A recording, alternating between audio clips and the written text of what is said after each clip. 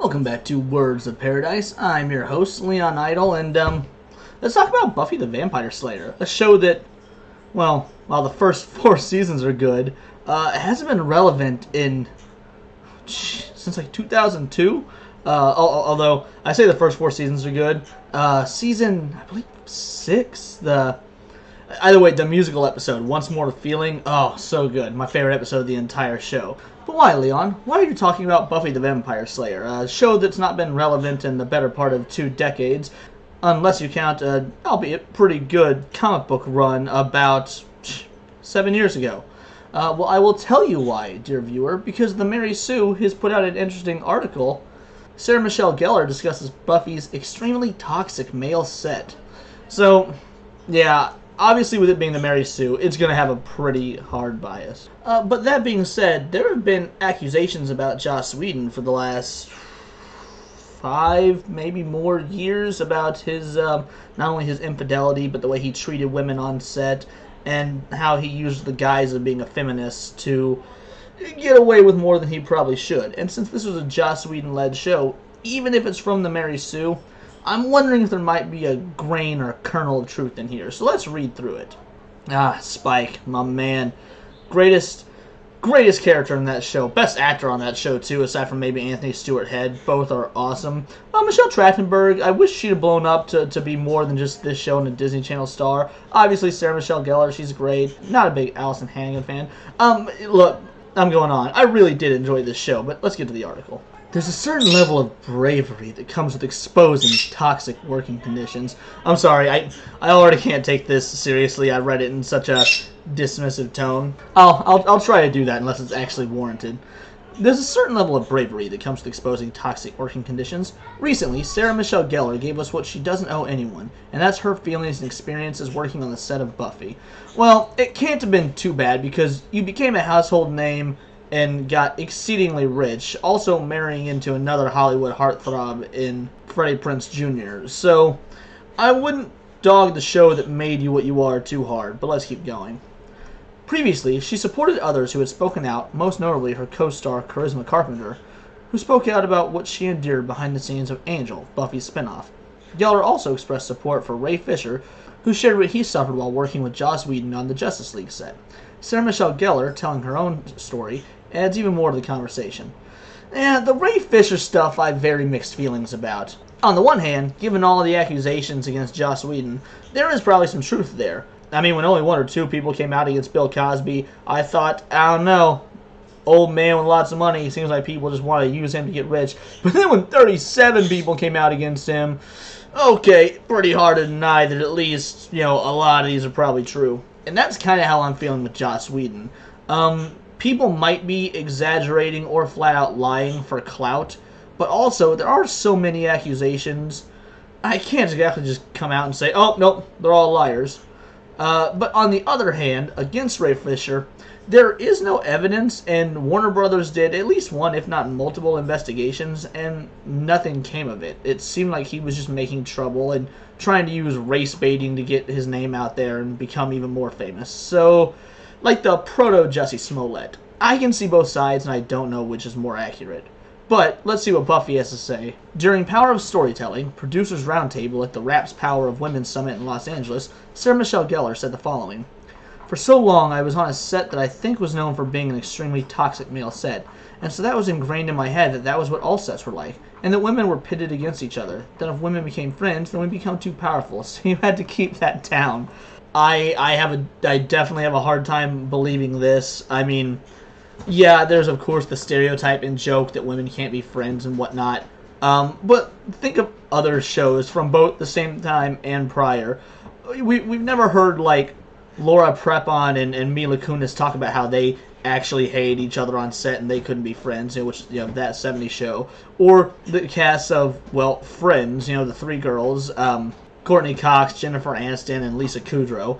They all are friends, or at least get along well enough to have all done guest spots in each other's shows after Friends was over, and they've never talked about any sort of toxic female against female pitting against one another. So yeah, I think this is just clout chasing so far. I mean, again, I'm not finished with her quote. She may have something interesting to say, but it sounds like she's just going with that kind of typical woke Hollywood message in an attempt to stay relevant since she hasn't been in anything in like 20 years. Anything of note, at least.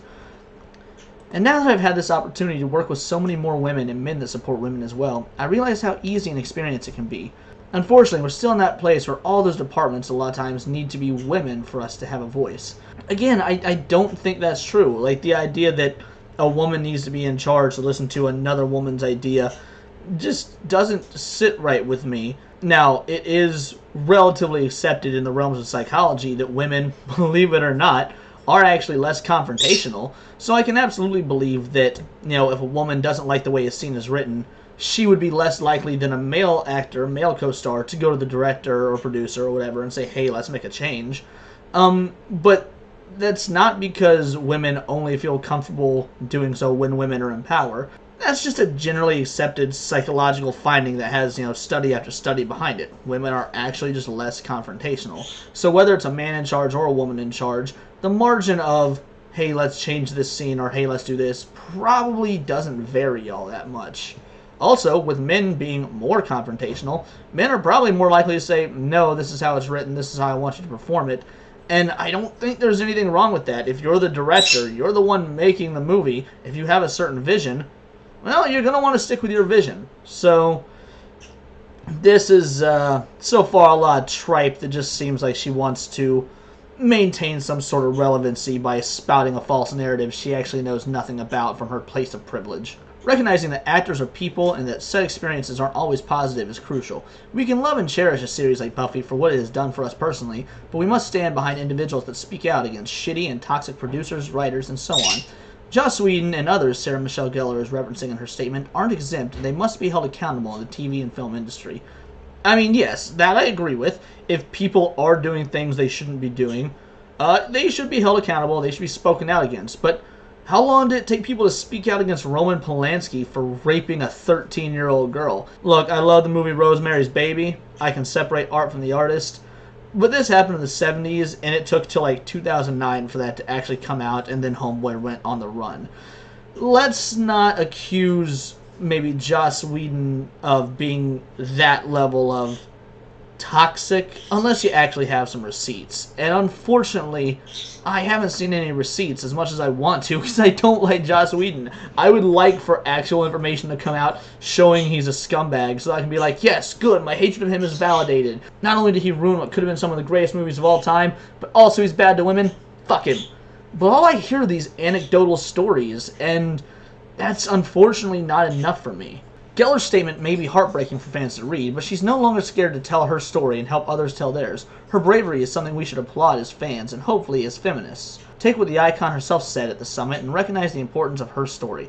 There's a lot of work that still needs to be done in the industry, and women, especially those in historically marginalized groups, shouldn't be silenced. So what is her story? It doesn't even list her story. She's got this little quote about how women have been pitted against each other with not even anecdotal evidence. Like, it's just a statement that hypothetically could have been plucked from thin air. Like, were things on the set of Buffy bad? Can you give examples? And if she did give examples in the Roundtable Summit, why didn't Mary Sue use that quote? That way, there's actually something to go off of. Maybe the guy that played Xander, who was known for having a drug and or alcohol problem, if I remember right, said or did some shitty things.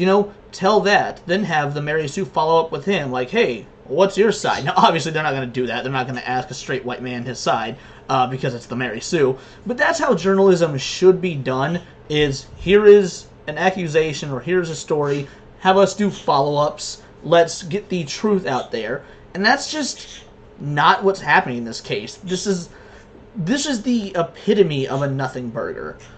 You come out here, you make this statement about how a beloved TV series from the 90s and early 2000s was actually a toxic mess, and then don't actually give any examples aside from some allusions to the same hate that Joss Whedon has been getting for years. Again, I don't like Joss Whedon. I don't like the Avengers. I don't like Avengers 2. I don't like the Justice League. However, one of my favorite movies of all time is Toy Story. Another really good movie. Cabin in the Woods. It's not like the dude's not talented. I just don't like a lot of his more mainstream works. Buffy kind of fell off after season 4, in my opinion. You know, Firefly, fantastic show. But that said, I'm glad it ended when it did. I'm sure he would have ran that into the ground too. You know, I think the one season we have plus the movie, kind of perfect. No room for error when you can't do anything else with it. Let Firefly stay dead. But yeah, I want to see evidence. I want to see more than just frivolous accusations from people that are in positions of privilege. I get it. I have a dick between my legs. But Sarah, you got more privilege than me. You're super rich, you're famous, you're married to somebody who is rich and famous, you've been living in the Hollywood Hills for God knows how long, you were at least at one point a household name. I mean, you're even associated by a generation as Daphne from Scooby-Doo because of the live-action movie. I mean, that's some pretty hardcore cred considering the length of time Scooby-Doo goes back. So, I'm sorry, I'm not saying you haven't had problems, there weren't issues on set. But I am saying you're an incredibly privileged individual, and so by playing the victim like this, when you don't actually even give any examples of victimization, I can't feel sorry for you or take your side or have any sympathy. It just makes you look like another Hollywood poser trying to maintain relevance. It puts you right up there with Jennifer Lawrence and her idiotic statement that she made recently about how they'd never put a woman in an action movie before her. Like, this isn't that severe, you're not quite that dumb.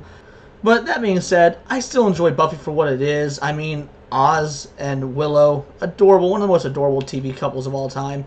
And I want to know what you guys think. Does Sarah Michelle Gellar have a point? Is there inside information that shows Buffy was a toxic set? Is there more information that Mary Sue didn't cover that maybe another article did that does give us more than just anecdotal statements? And is my unabashed hatred of Joss Whedon reasonable? Please tell me in the comments below because I actually do read and respond to them.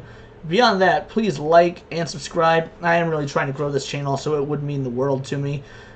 Also follow me on Twitter at BoltTheWord, and this has been Words of Paradise.